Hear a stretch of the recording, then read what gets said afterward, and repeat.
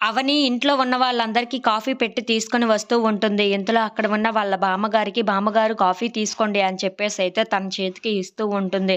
అలా వాళ్ళ మామయ్య దగ్గరికి వెళ్లి కూడా, "మామయ్య గారు కాఫీ తీసుకోండి" అని చెప్పేసైతే కాఫీ ఇస్తూ ఉంటుంది. అది చూసి వాళ్ళ మామయ్య, "చాలా థాంక్స్ అమ్మ కాఫీ పెట్టి తెచ్చినందుకు" అని చెప్పేసైతే అంటూ ఉంటారు.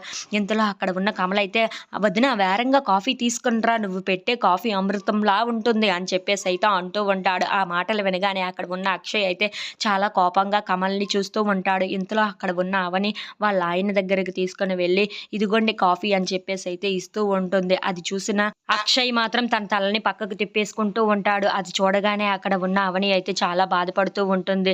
"ఏవండీ కాఫీ తీసుకోండి" అని చెప్పేసైతే మళ్ళీ అంటూ ఉంటుంది. ఇంతలో అక్కడ ఉన్న అక్షయ్ మాత్రం తన వర్క్‌ని తను చేసుకుంటూ వెళ్తూ ఉంటాడు. అక్కడ ఉన్న అవని అయితే చాలా బాధపడుతూ, "ఇక్కడ ఉన్న మావయ్య గారికి మాకు దగ్గర జరిగిన విషయం తెలియకూడదు" అని చెప్పేసి అక్కడ ఉన్న టీపామైన కాఫీని పెట్టేసి వెళ్ళిపోతూ ఉంటుంది. అది చూసిన అక్షయ్ అయితే చాలా కోపంగా అవనిని చూస్తూ ఉంటాడు.